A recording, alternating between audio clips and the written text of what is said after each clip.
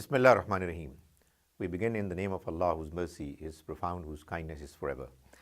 We have as yet done all the discussion on Arab, and we have seen that the Arab in a noun in an Arabic sentence take three forms, either in the form of rafa or in the form of nasab or in the form of jar. Obviously, these terms, whether in Arabic or English, are just meant to convey the understanding, the essence, the sense of the meanings. That's what really needs to be always our focus of attention. Almost the entire discussion on nouns is now over, except for one small bit, and that is what I call the followers. The reason why a noun takes one of these three forms of Arab in Arabic sentence is what we have already discussed. However, there are two further reasons why a noun would take a certain form of Arab in an Arabic sentence. Both these reasons are because they are following another noun which has taken a peculiar Arabic form, and therefore this follower noun is taking the very same Arab as the ones that it is following, as the one noun that it is following. So let's see what these followers are. There are essentially two followers. One is what is called sifat, and the other is what is called badal. In other words, if there is a noun which appears in a sentence as the sifat, the attribute of a certain noun, it is going to follow the Arab of the noun of which it is sifat.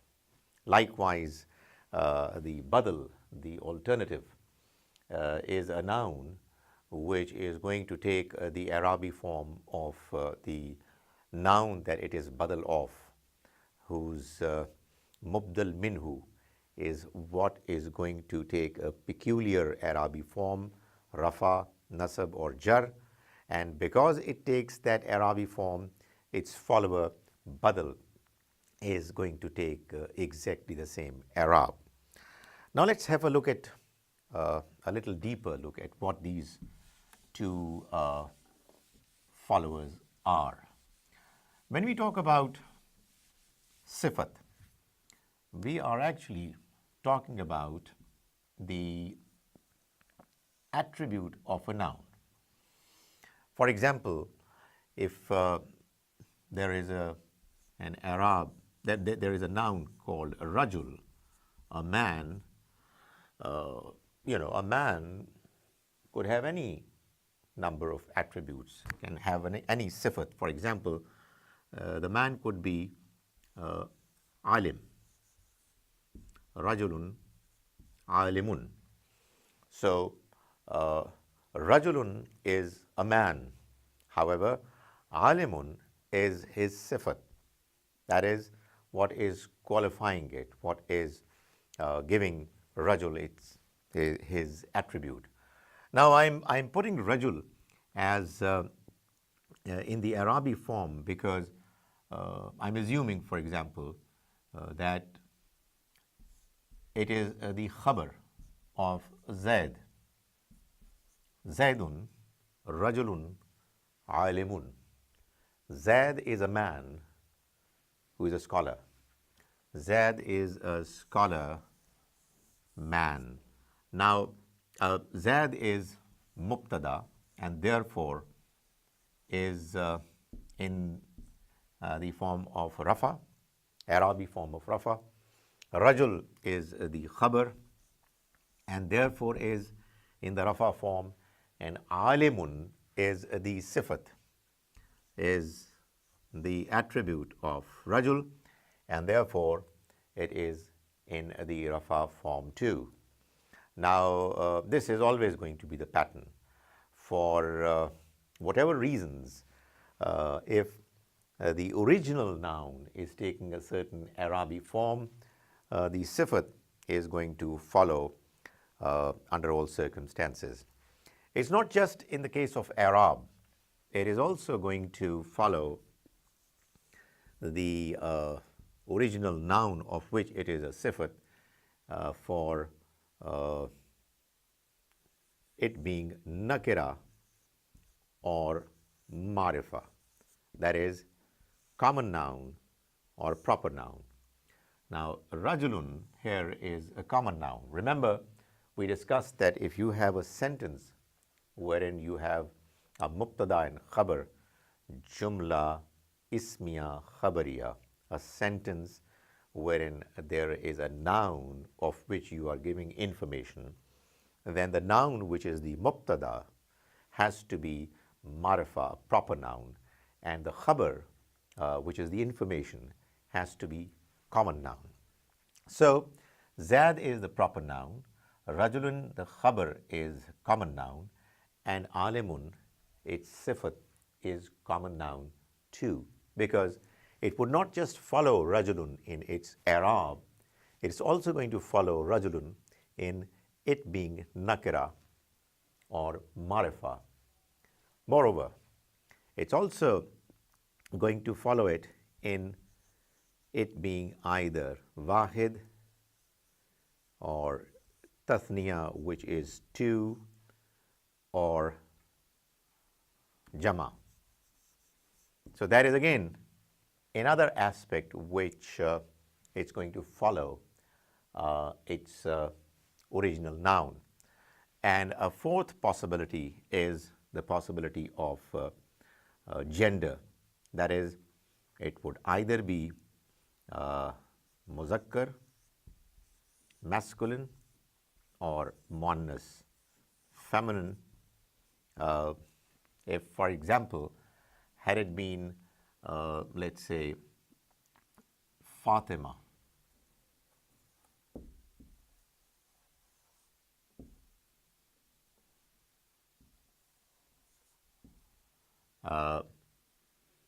Imra'atun.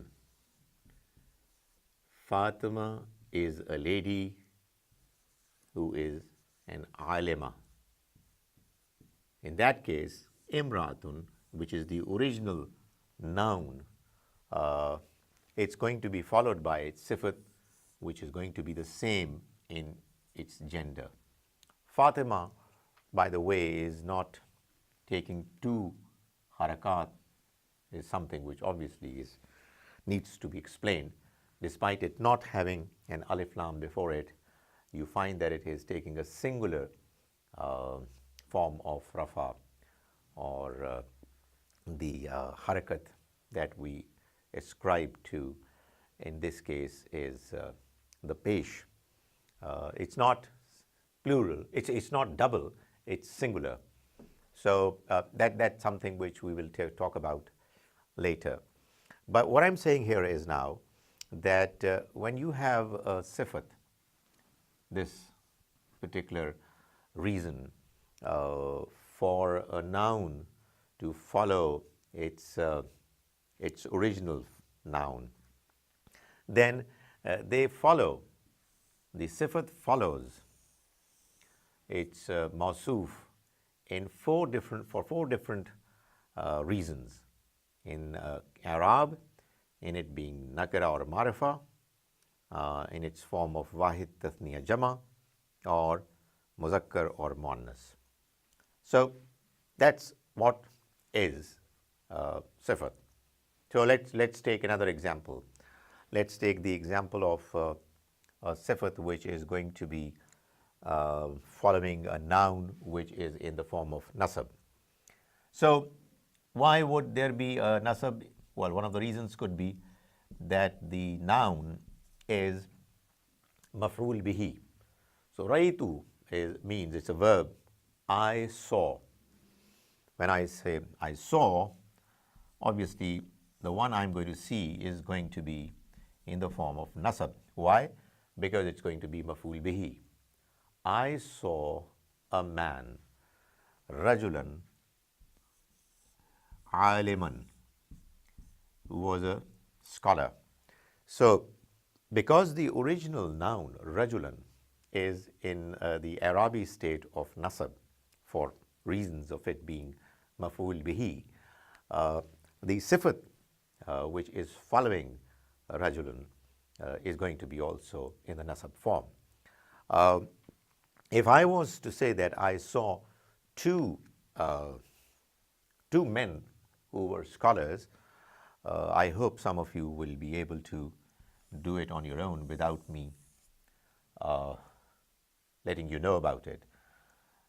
But for others, it's rajulaini. Why?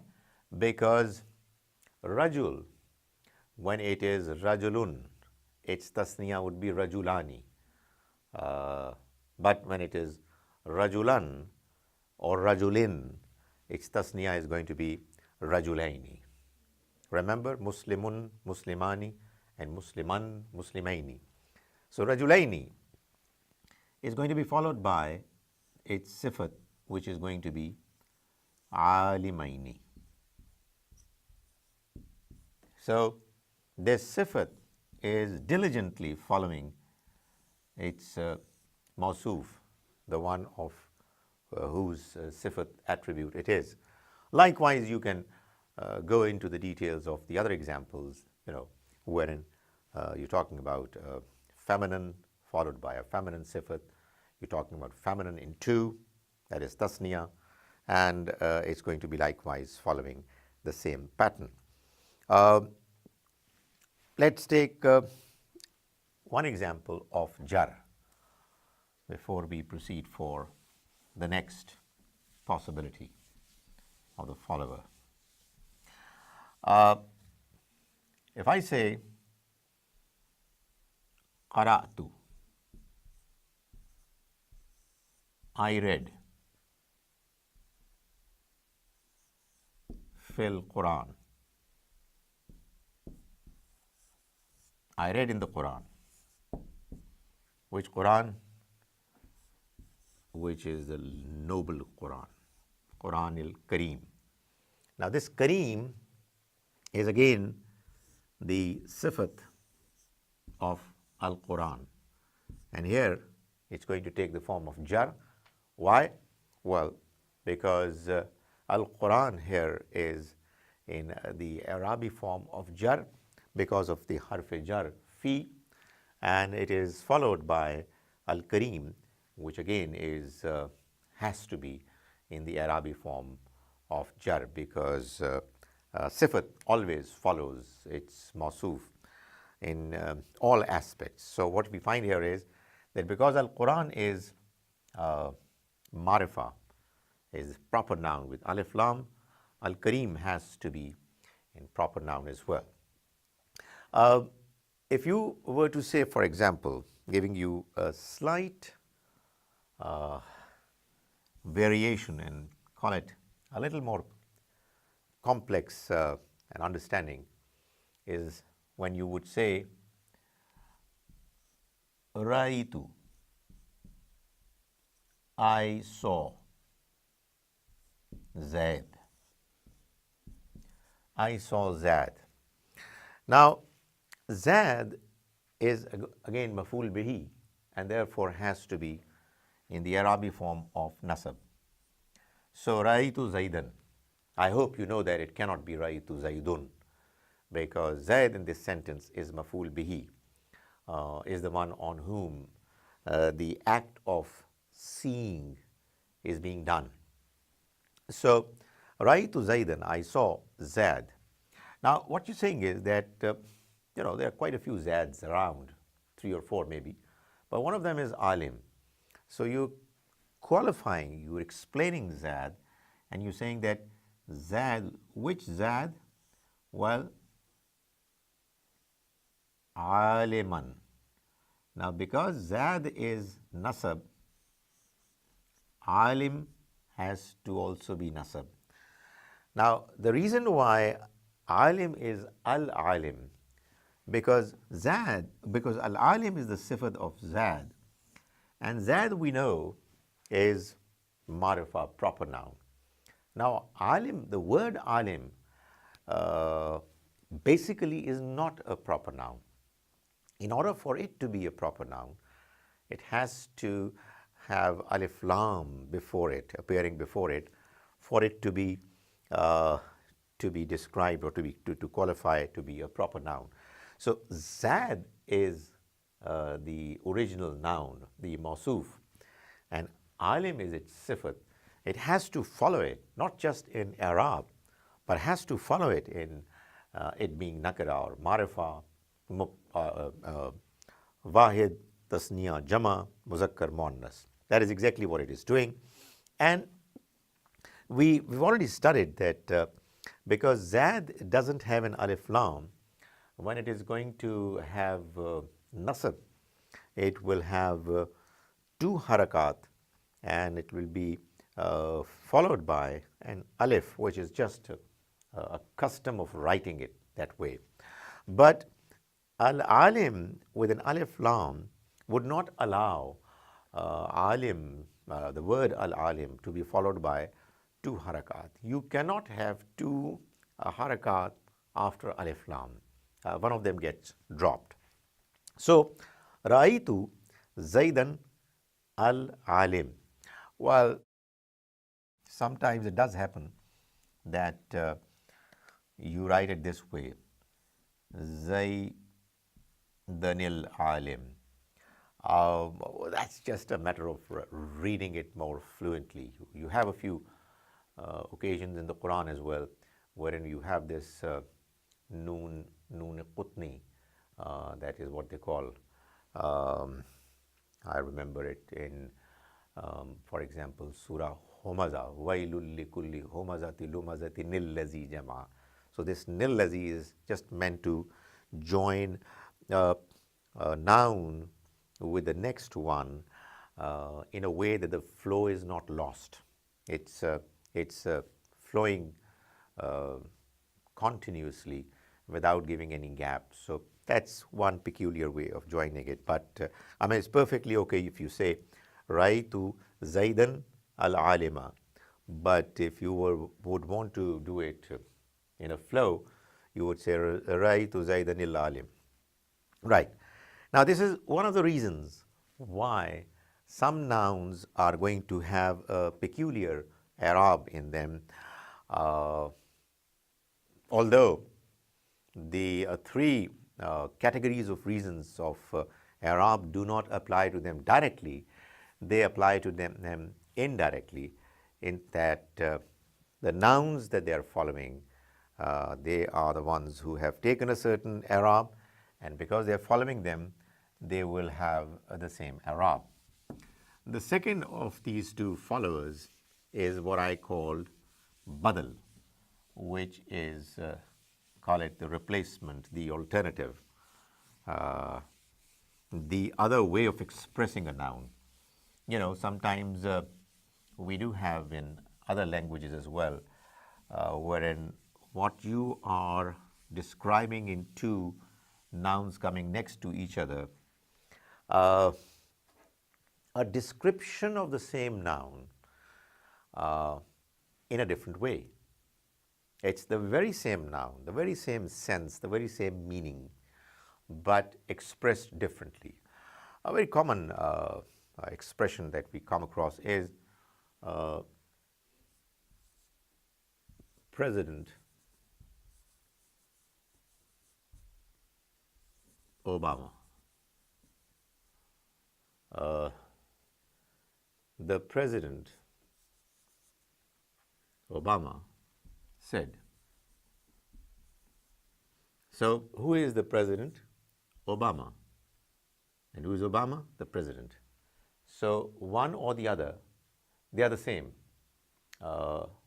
One replaces, one describes the very same person, and what you have is the badal. Now, when in Arabic this badal appears, it again has exactly the same i'rab as that of mubdal minhu, the one it is replacing. For example, we have in the Quran in Surah Al-Baqarah a verse which says, Fal yattaqillah.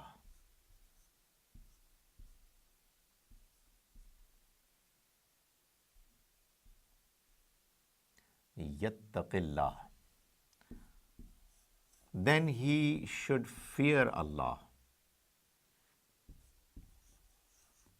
Rabbahu, who is his Lord.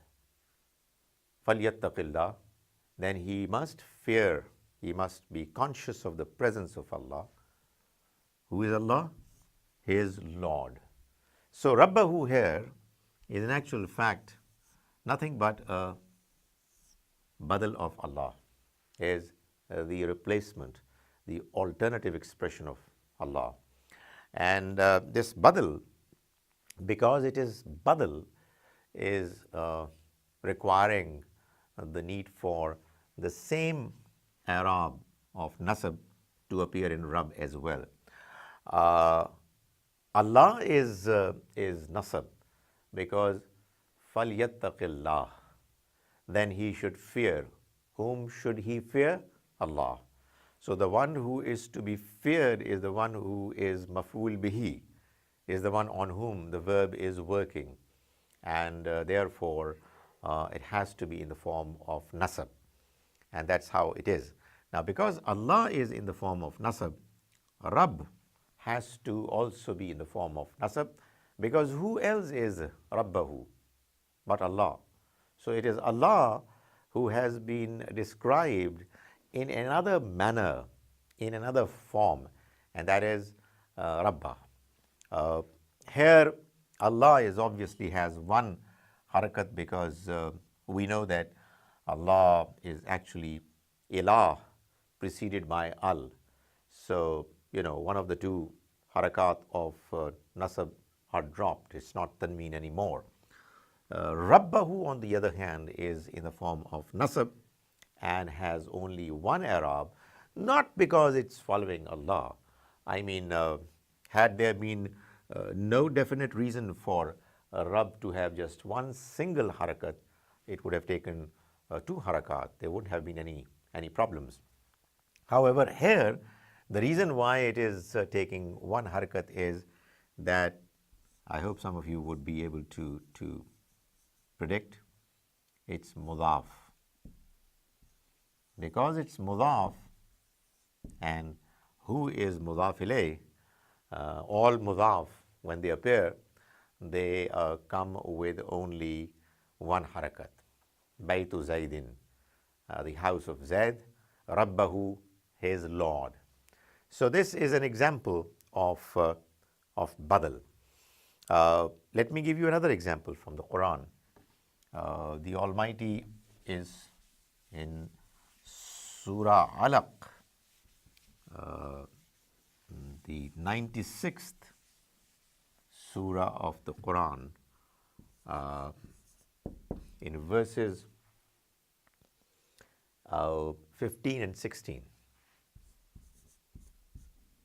is mentioning Kalla la'in lam yantahi lanasfa'an bin nasiya.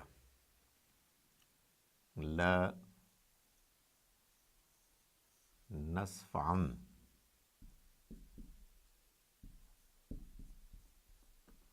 bin nasiya. We are most certainly going to get hold of, grip his forelock.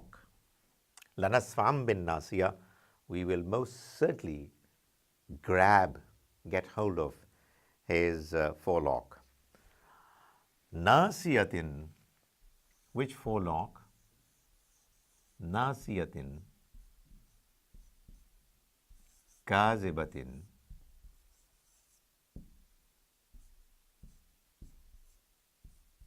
khatiya,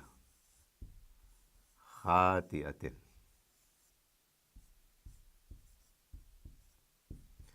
the forelock, that is kaziba, lying, khatia, sinful. So this nasiya is actually repeating the same nasiya, but this time round it's apparently nakara, which really means that when you're talking about badal and mubdal minhu, it is not necessary that you satisfy the condition of nakara and marifa to be, they be similar in that category as well, because this was marifa and this one is nakara. So a nasiya, which nasiya? The forelock, that is kaziba, lying, khatia, sinful. Now these are obviously the sifat of nasiya.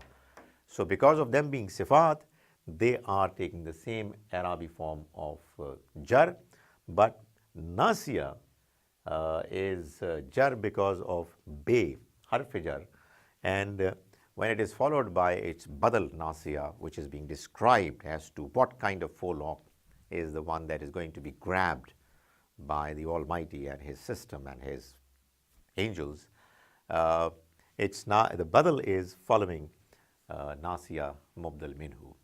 Now what I've described in this presentation is that we've already seen that there are three categories of reasons why a noun is going to take three different forms of Arab, either going to be rafa or nasab or jar, and each one of them has its own reasons. We've seen rafa has 4 reasons, jar has 2 reasons, nasab has 11 reasons that we've discussed. Obviously there could be more as well, but we have taken care of most of the reasons. But in this particular presentation, I have mentioned the fact that there are 2 other reasons why a noun might take one of these 3 Arabic forms, and those 2 reasons are because the nouns that they take any Arab are actually following another noun, and because of them following some other noun, they would follow them in whatever Arabic form they are, and those following nouns can either be sifat of another noun or badal of another noun. May the Almighty enable us to understand His book as best as is possible. Maybe we be able to understand the meanings directly when we recite the Quran, which is exactly why we are going through this exercise.